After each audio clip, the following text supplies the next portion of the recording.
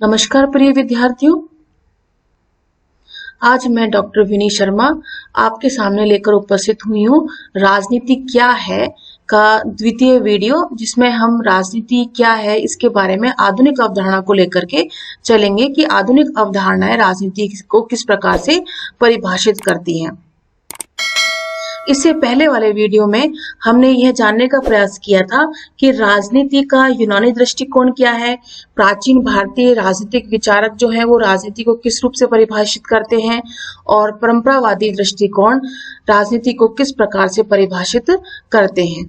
अब हमारे सामने बात आती है राजनीति की आधुनिक अवधारणा, जिसके अंतर्गत राजनीति को बताया गया है कि राजनीति एक व्यापक सामाजिक प्रक्रिया है और ये सामाजिक प्रक्रिया कैसी है? व्यापक प्रक्रिया है। समाज में होने वाली गतिविधियां जो राज्य को और नागरिक को प्रभावित करती हैं, उसके अंतर्गत जो भी गतिविधियां होती हैं वो राजनीति के अंतर्गत ही आती हैं। और इस राजनीतिक के अंतर्गत आने वाली गतिविधियों के बारे में हम उदारवादी, मार्क्सवादी, शक्तिवादी, समुदायवादी और व्यवहारवादी धारणाओं के बारे में हम चर्चा करेंगे। जैसा कि उदारवादी धारणा, जिसमें कि व्यक्तिवाद का निर्णायक प्रभाव उदारवाद में अत्यधिक देखा जाता है कि जिस प्रकार से व्यक्तिवादी विचारधारा में व्यक्ति को अत्यधिक महत्व दिया गया है, उसी प्रकार से उदारवादी विचारधारा में भी व्यक्ति को अत्यधिक महत्व दिया गया है और व्यक्ति को पूर्ण रूप से स्वतंत्र छोड़ दिया गया है। विचारधारा के रूप में उदारवाद का बराबर संशोधन होता आया है। उदारवादी विचारधारा जो है वो व्यक्तिवाद से ही शुरू होती है और व्यक्तिवाद धीरे धीरे आगे बढ़ते हुए अपनी विकसित अवस्था तक आते आते वह उदारवाद, समकालीन उदारवाद, आधुनिक उदारवाद के रूप में परिवर्तित हो चुका है। उदारवाद के दो वर्ग बताए गए हैं, क्लासिकल उदारवाद जिसे परंपरागत उदारवाद भी कहते हैं और आधुनिक उदारवाद। क्लासिकल उदारवाद का सर्वोत्तम रूप जॉन लॉक की रचनाओं में देखने को मिलता है। कहने का मतलब यह है विद्यार्थियों कि जॉन लॉक जो विचारक हैं वे उदारवाद के जनक हैं, व्यक्तिवाद के भी जनक कहलाते हैं। आधुनिक उदारवाद के प्रबल समर्थकों में नाम आता है हॉबहाउस और लॉस्की का। उदारवाद के अनुसार हर समाज में कई तरह की समस्याएं होती हैं, असमानताएं मौजूद होती हैं और राजनीति विभिन्न समुदायों और वर्गों के बीच तालमेल बैठाने का साधन है। उदारवादियों के अनुसार क्या कहा गया है? उदारवादियों ने कहा है कि समाज में बहुत सी समस्याएं होती हैं, बहुत सी असमानताएं होती हैं। इन समस्याओं का समाधान करना और इन असमानताओं को दूर करना ही राजनीति का प्रमुख कार्य है और वही राजनीति है। इसके बाद विद्यार्थियों आता है मार्क्सवादी धारणा। मार्क्सवादी धारणा से अभिप्राय यह है विद्यार्थियों कि मार्क्सवादी धारणा में ये कहा गया है कि राज्य एक ऐसा यंत्र है, राज्य को एक यंत्र यानी मशीन बताया गया है, जिसके जरिए एक वर्ग दूसरे का दमन करता है, एक वर्ग दूसरे वर्ग का दमन करता है। कहने का मतलब यह है विद्यार्थियों कि मार्क्सवादी कहते हैं कि राजनीति के अंतर्गत जो राज्य होता है वह एक मशीन की तरह होता है और यह मशीन, यह यंत्र जो है वो उस यंत्र के अंतर्गत एक वर्ग दूसरे वर्ग का हमेशा दमन करता रहता है। और मार्क्सवादियों का जो वर्ग को जो परिभाषित करते हैं एक वर्ग दूसरे वर्ग को, तो एक वर्ग होता है पूंजीपति वर्ग और दूसरा वर्ग होता है मजदूर वर्ग। तो पूंजीपति वर्ग हर संभव मजदूर वर्ग को परेशान करता है, उसका दमन करता है, उसका शोषण करता है। फिर वो आगे कहते हैं विद्यार्थियों, राजनीति एक ऐसे संघर्ष का नाम है जिसमें जिन लोगों के हाथों में सत्ता होती है वे अपने अधिकारों का उपयोग हर क्षेत्र, सामाजिक, आर्थिक और सांस्कृतिक में अपनी पकड़ को मजबूत बनाने और उससे लाभ उठाने के लिए करते हैं। तो विद्यार्थियों इसमें हमने क्या देखा कि मार्क्सवादी दृष्टिकोण या मार्क्सवादी अवधारणा, यह किसकी अवधारणा है? यह अवधारणा कार्ल मार्क्स की और एंजल्स की है। ये कहती है कि राज्य को एक यंत्र माना गया है और इस यंत्र रूपी राज्य में एक वर्ग दूसरे वर्ग का शोषण करता है। अब राजनीति क्या होती है? राजनीति एक ऐसा संघर्ष है जिसमें जिन लोगों के पास में सत्ता होती है वे अपने अधिकारों का उपयोग हर क्षेत्र में करते हैं, सामाजिक हो, आर्थिक हो, सांस्कृतिक हो। इसमें अपनी पकड़ को मजबूत बना रखते हैं और उससे अधिक से अधिक लाभ उठाने का प्रयास करते हैं। ये मार्क्सवादी धारणा हो गई। उसके बाद शक्तिवादी अवधारणा। शक्तिवादी अवधारणा किस प्रकार से राजनीति को परिभाषित करती है? इसमें बताया गया है कि कुछ आधुनिक लेखक हैं, उन्होंने राजनीति को शक्ति के लिए संघर्ष बताया है। कि शक्तिवादी अवधारणा को जो मानने वाले विचारक हैं वो ये कहते हैं कि राजनीति क्या है? शक्ति के लिए संघर्ष, मतलब पावर के लिए ही संघर्ष करना ही क्या है? राजनीति है। लासवेल और कैप्लेन, इन दो विचारकों का नाम बहुत ही महत्वपूर्ण है, जिन्हें शक्तिवादी विचारक कहा जाता है। तो विद्यार्थियों, ये आपको ध्यान रखना है कि शक्तिवादी विचारक कौन से हैं? लासवेल और कैप्लेन। राजनीति शक्ति को संवारने और उसको मिल बांटकर प्रयोग करने का अध्ययन है, ऐसा कहते हैं कौन? लासवेल और कैप्लेन। राजनीति क्या है? शक्ति को संवारने में, मतलब शक्ति को और बढ़ाने में, है ना, और उसकी वृद्धि करने में और मिल बांटकर उसका प्रयोग करने में। जो हमारे पास शक्ति है उसका क्या करेंगे? उसको मिल बांट करके, आपस में मिल बांट करके उसका प्रयोग करेंगे, उसका उपभोग करेंगे, ये कहलाएगा राजनीति। लोग दूसरों पर शासन करना चाहते हैं, वे सत्ता के भूखे होते हैं और शक्ति के लिए संघर्ष करते हैं। राजनीतिक दल, दबाव गुट, अन्य संगठित समुदायों के बीच सत्ता या सुविधाओं के लिए संघर्ष चलता रहता है।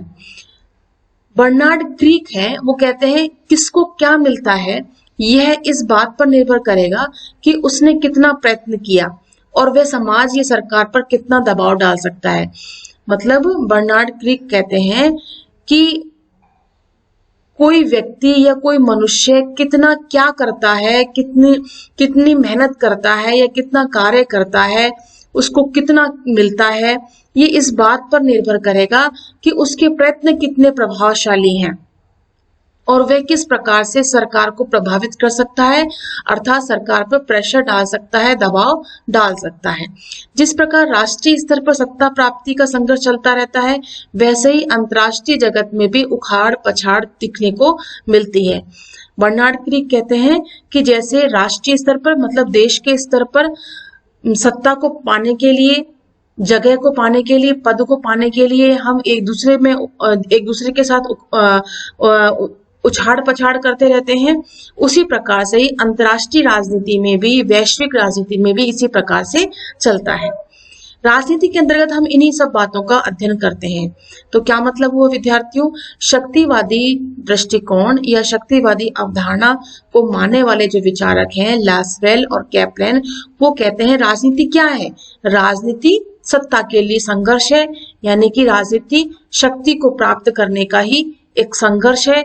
किसने कितना प्राप्त किया है वो किस पर निर्भर करेगा? उसके प्रयत्न पर, उसके प्रयासों पर निर्भर करेगा। ये राष्ट्रीय स्तर पर भी होता है और ये अंतर्राष्ट्रीय स्तर पर भी होता है। अब बात आती है समुदायवादी अवधारणा की।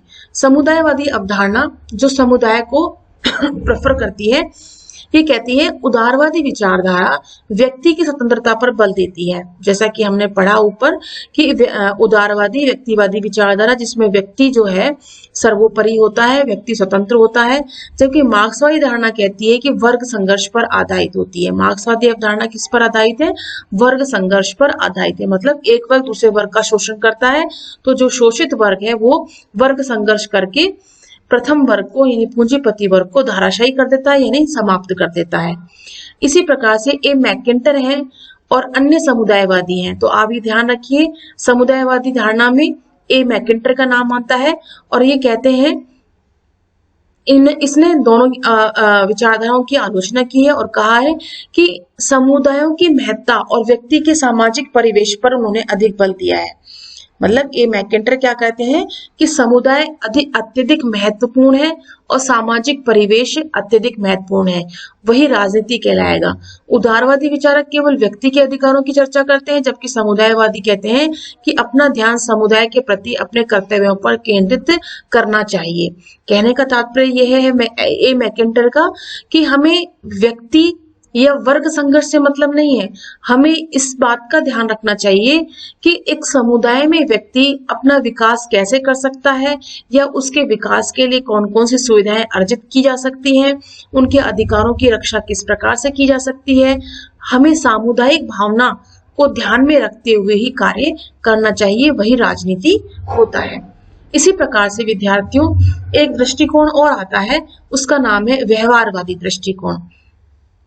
व्यवहारवादी दृष्टिकोण, जिसके नाम से ही हमें पता चल रहा है, या व्यवहारवादी धारणा, इसके नाम से ही हमें पता चल रहा है कि जो व्यवहारिक अध्ययन पर बल देता है।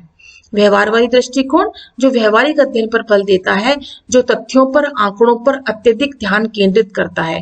अब देखिए, इसमें सबसे पहले व्यवहारवादी दृष्टिकोण में सबसे पहले जो नाम लिया जाता है, वो नाम लिया जाता है डेविड ईस्टन का।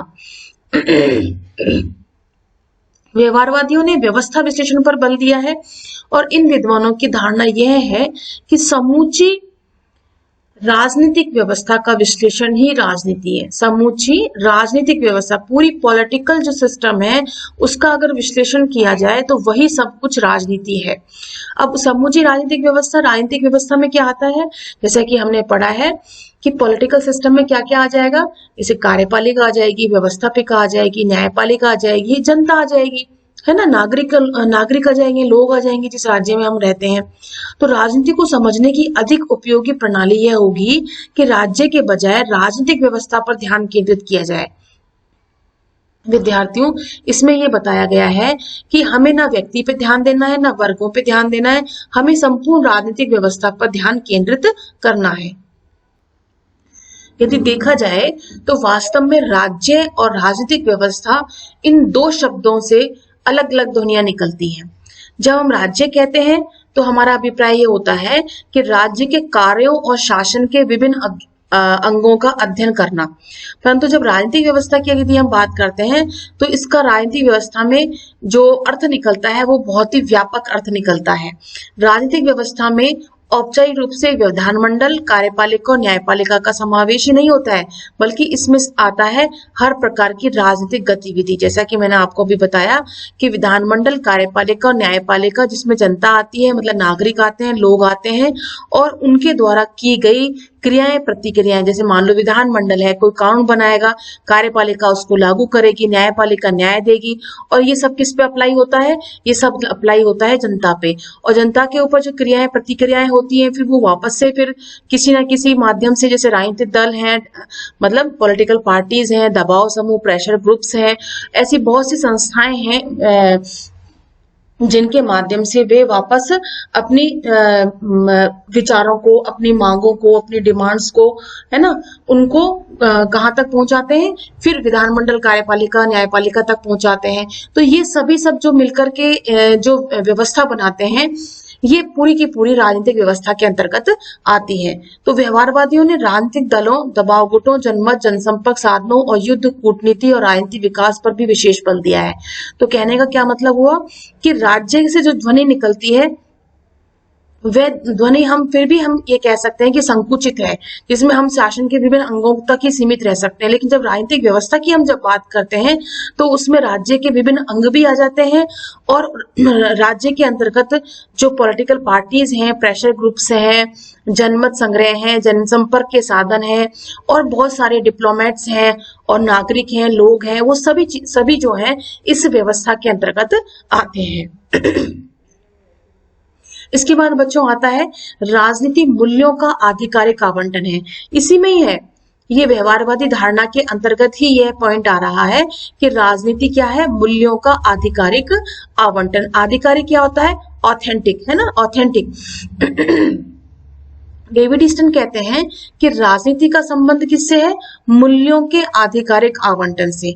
तो इस संबंध में तीन शब्द आते हैं, मूल्य, आवंटन और आधिकारिक। मूल्यों से क्या संबंध होता है, मूल्य होते हैं, वैल्यूज क्या होती हैं, सुख, सुविधाएं और लाभकारी पद, है ना। वैल्यूज क्या होते हैं, सुख, हमारी जो सुख सुविधाएं होती है वो मनोरंजन के साधन हो गए, है ना, सुविधाएं।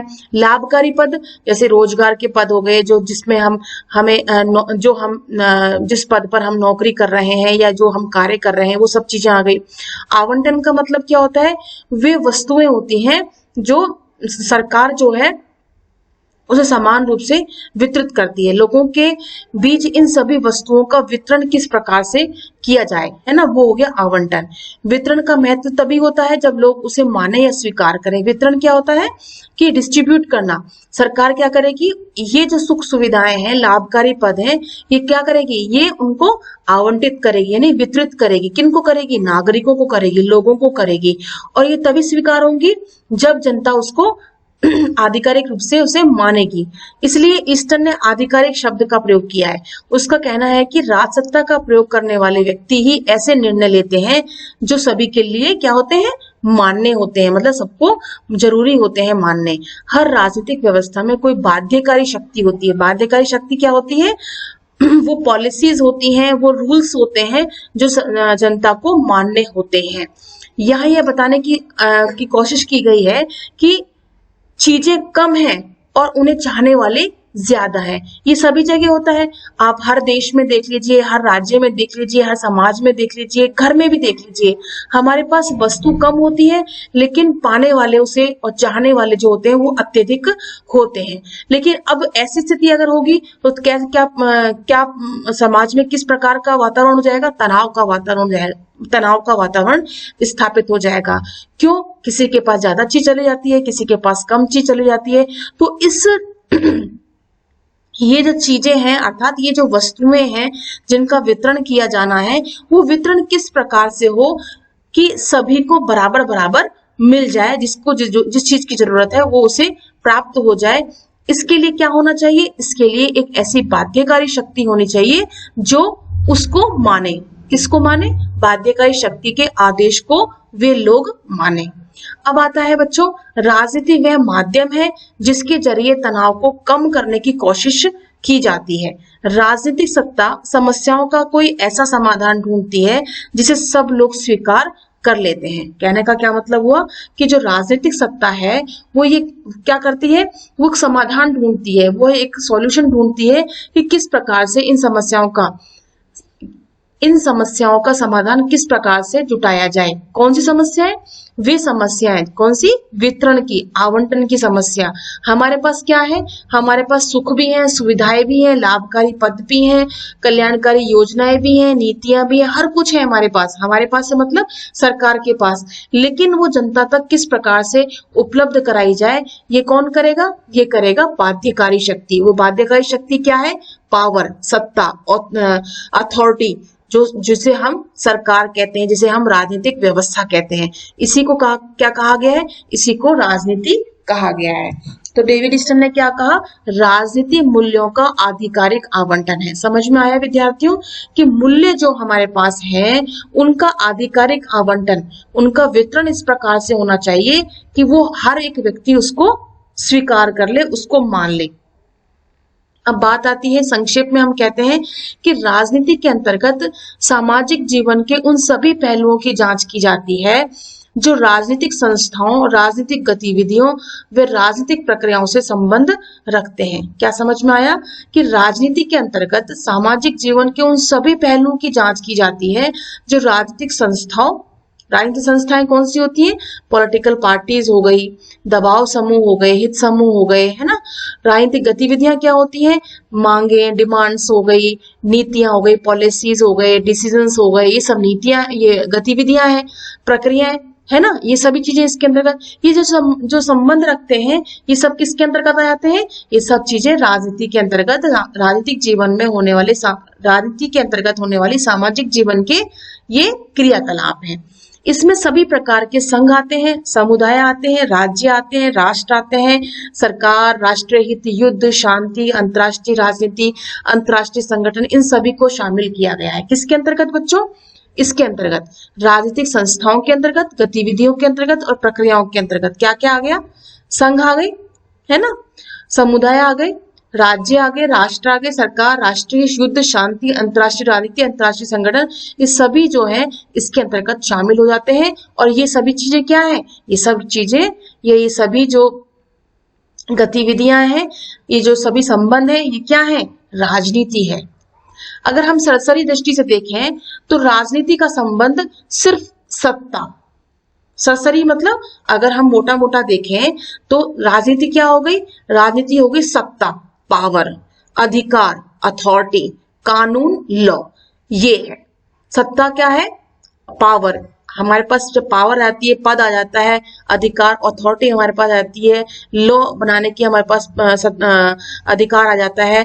तो क्या है, ये सब चीजें किस में आ जाती हैं, राजनीति में आती हैं। तो राजनीति का क्या अर्थ हो गया, राजनीति क्या हो गई, राजनीति हो गई सत्ता, अधिकार और कानून को ही राजनीति कहा गया है। जैसे किसी ने कहा राजनीति क्या है, नगर और राज्य। किसी ने कहा राजनीति क्या है, व्यवस्थापिका, कार्यपालिका, न्यायपालिका का अध्ययन ही राजनीति है। किसी ने कहा नहीं, राजनीति कानून है। नहीं, किसी ने कहा राजनीति धर्म, राजा का धर्म है, दंड नीति राजनीति है। तो अलग अलग रूप से अलग अलग लोगों ने इसको परिभाषित किया, समझाया, लेकिन निष्कर्ष क्या निकलता है कि राजनीति क्या है, राजनीति सत्ता, अधिकार और कानून का ही समावेश है। उनका लक्ष्य समाज को नियंत्रित करना है, कंट्रोल में करना है और मानवीय विकास को बढ़ावा देना है। मानवीय विकास जो मनुष्य का विकास होता है, सकारात्मकता को लेते हुए उसका ही विकास करना, डेवलप। जब मानव विकास करेगा तभी तो देश विकास करेगा। तो मानव का विकास करना ही राजनीति का लक्ष्य होता है। इसलिए राजनीति के आयाम बहुत बढ़ जाते हैं। अगर हम किसी समुदाय का विकास करते हैं, किसी समाज का विकास करते हैं, राष्ट्र का विकास करते हैं, तो इन सभी में ही राजनीति हमें देखने को मिलती है। जैसा कि मैं हमेशा ये कहती हूँ कि राजनीति का संबंध हमारे सार्वजनिक जीवन से है। हम सुबह उठते ही जब बेड टी लेते हैं और नाइट में डिनर करके जब हम बेड पे सोने जाते हैं, तब से लेकर पूरे दिन भर की जो दिनचर्या रहती है, जो क्रियाएं, प्रतिक्रियाएं, गतिविधियां जो रहती हैं, वो सभी कुछ राजनीति के अंतर्गत आता है। इसी प्रकार से राज्य में होने वाली गतिविधियां, राष्ट्र में होने वाली गतिविधियां, अंतर्राष्ट्र में होने वाली, विश्व में होने वाली गतिविधियां, वो सभी गतिविधियां राजनीति के अंतर्गत आती हैं। और यही सब चीजें और ये सभी विषय जो हैं राजनीति कहलाते हैं। इसी प्रकार से विद्यार्थियों, यह जो राजनीति की आधुनिक अवधारणा है यहीं पर समाप्त होती है। कल मैं आपके पास लेकर आऊंगी राजनीति का उदारवादी दृष्टिकोण। इसको हम विस्तृत रूप से पढ़ेंगे कि उदारवादी दृष्टिकोण क्या कहता है, कि राजनीति क्या है, विभिन्न हितों के बीच में सामंजस्य लाने का साधन ही राजनीति है। इसको हम नेक्स्ट वीडियो में हम समझने का प्रयास करेंगे। तब तक आप इस वीडियो को बार बार देखें और सुनें। तब तक के लिए नमस्कार।